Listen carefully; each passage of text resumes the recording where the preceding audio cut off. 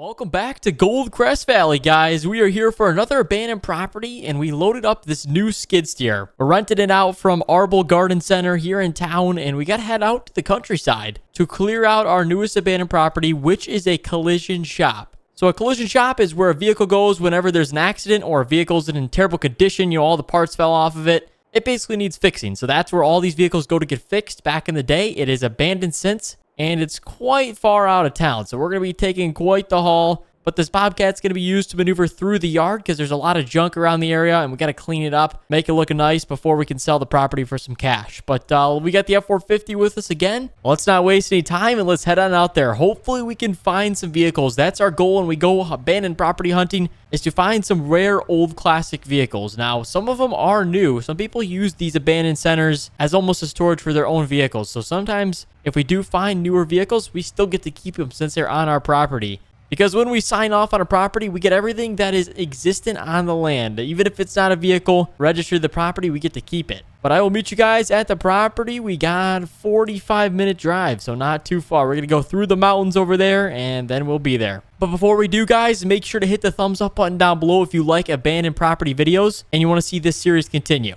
And while you're down there, make sure to hit the subscribe button. Okay, we made it up the top of the mountain, and that's the property right there. It's got a giant tower, which there could be a vehicle in there, so we're just waiting and seeing. But this is the main entrance. It's all blocked off with a bunch of boulders and cones. So for now, we're going to pull over to the right side of the property so we can get our Bobcat unloaded easily. This Bobcat's going to make it easy to get rid of these cones. Ready? Watch this. Bowling ball, baby. Look at that. We just took all of the cones out of the way. Now we can enter the property. Oh, wait, I'm sorry. We got another cone. Let's take that out. And we have officially made it into the property. Okay, this is actually not too bad. It looked a lot worse online, but I guess you can't judge a book by its cover. But, okay, we got an old work truck here. Stafford Contracting was the name of this collision shop. So, okay, they got some old vehicles here.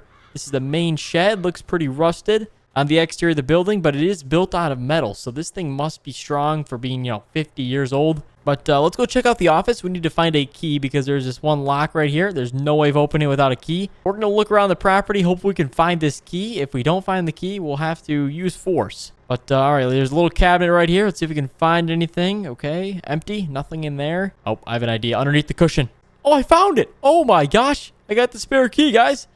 That was actually a lot quicker than I thought, but he put the spare key underneath the cushion of the bench in his office space. I could have checked the truck too. But that's all right. We've got it. He's got a little workstation here. Let's go ahead. Turn the key. Okay, the lock's a little rusted out here. I don't know if we're going to be able to open it. Oh, there we go. We got it to open. All right, let's slide this thing open. Oh, my gosh. Look at that. Some vehicles that we found other than these rusted out ones, but this is sweet. Let's open up this door, too. It's a little rolling door. Wow, look at this. So these are about 50 years old. This is a Porsche. Oh, my gosh. I don't see any collision damage on this thing, so it looks like it's in good condition. This one, missing a rear bumper, so someone must have got rear-ended. And also, there's, like, the cover that goes over the engine cap. That's missing, so maybe he was getting some collision work done on these, but this is an old hot rod. Oh, my gosh, it even says abandoned on it. What? That's crazy. Who would put that? This guy knew he was going to go abandoned. And I think the reason he went abandoned was because, number one, he's too far from the city. Collision shops need to be in city for when there's a collision. So, people don't want to come all the way out here. It's a 45-minute commute outside the city. So, I guess just wrong location to build. But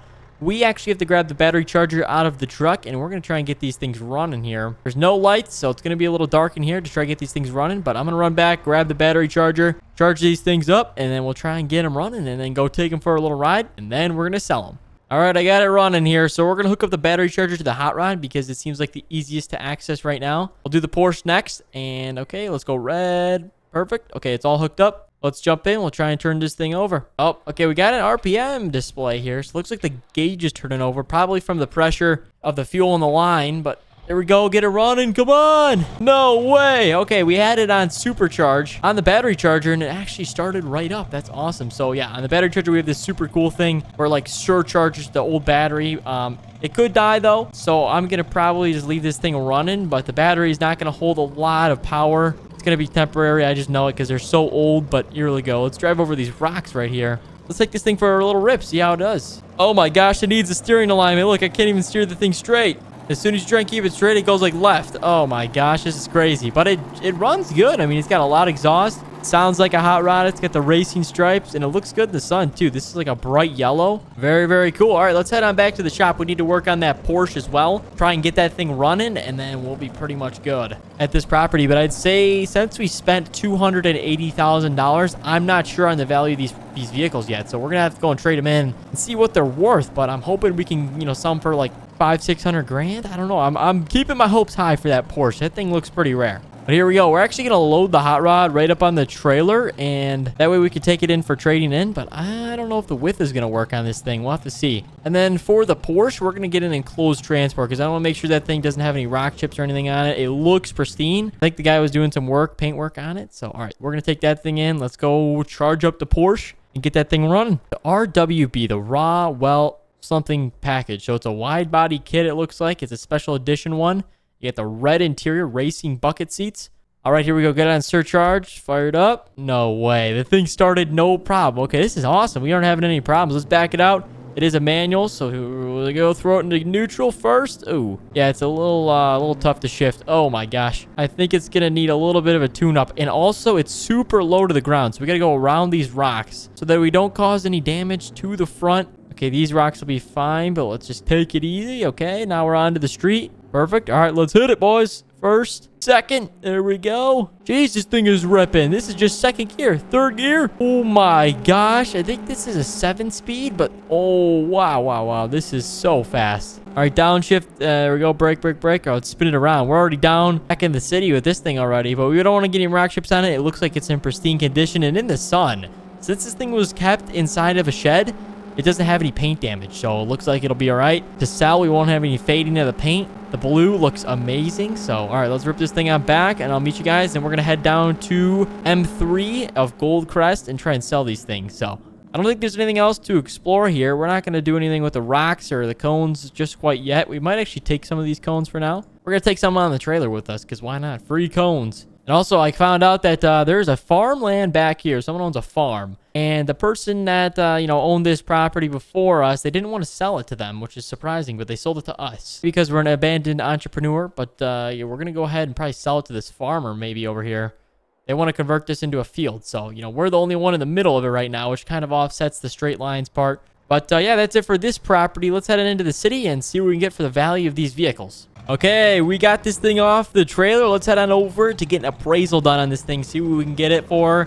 There we go. We just got to line it up here, and then there's a computer that'll actually automatically tell us. So let's go ahead and open that thing up. Okay, this is what we got. So $43,996. I mean, there's not much more we're going to get on this thing from market. It's a 1934 Ford Coupe. Should we sell it? The condition's amazing. Paint condition, great. Okay, we're going to sell it. I want the 43 grand. All right, and it's gone like that. So now we're going to go ahead and bring the Porsche on over here. We had this thing delivered in an enclosed transport. So we should be able to get this thing for a lot more money since, it's in good condition. There we go. Back it up. Okay, now let's launch up the computer. Wait a minute. $36,000. How is that even...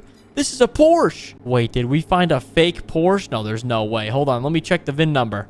Okay, it comes back with a registered real build title and everything to a Porsche 911 and back in the day. So this thing is legit. I don't know what M3 is doing, but they're trying to, buy this thing cheap, but we're not going to sell it to them. I think we're going to take it to Clever Motors and see if they want to buy it, or maybe we'll sell it ourselves online on a marketplace or something like that. Let's load it back on our trailer. I guess we're going to have to go sell this thing elsewhere. So let's strap it on down, and that is it for our time in Goldcrest Valley, guys. It was fun kind of coming back to this city. This is the old FS17 base game map, and it's always great to come back, Never forget where you came from, and this map always brings back good memories. I hope you guys enjoyed this video. If you do want to see more episodes, like I said, hit the thumbs up down below. Shows me you like watching them, and also subscribe while you guys are down there. Thank you so much for watching, and we'll see you in the next one.